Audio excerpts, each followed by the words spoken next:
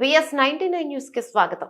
Secunderabad railway station లో గంజాయి తరలిస్తున్న మహిళను అదుపులోకి తీసుకున్న జీఆర్పీ పోలీసులు ఆమె నుండి 46 కిలోల గంజాయి స్వాధీనం చేసుకున్న ఒరిస్సా రాష్ట్రానికి చెందిన మహిళ ఫలకనుమా ఎక్స్ప్రెస్ లో సికింద్రాబాద్ మీదుగా ముంబైకి గంజాయిని తరలిస్తుండగా సికింద్రాబాద్ రైల్వే స్టేషన్ లో జీఆర్పీ మరియు ఆర్పీఎఫ్ పోలీసులు తనిఖీలు చేస్తుండగా 5 బ్యాగులలో గంజాయిని గుర్తించారు. గంజాయి తరలిస్తున్న మహిళను అదుపులోకి తీసుకున్నారు.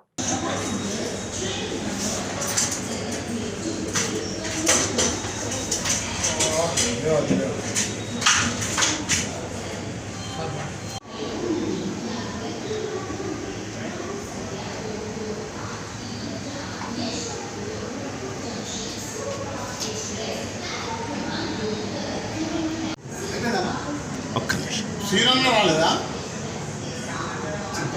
నీకే పని పెట్టదు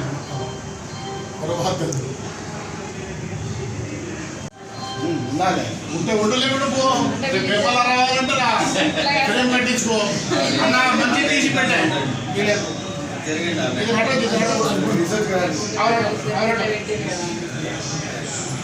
ఒకసారి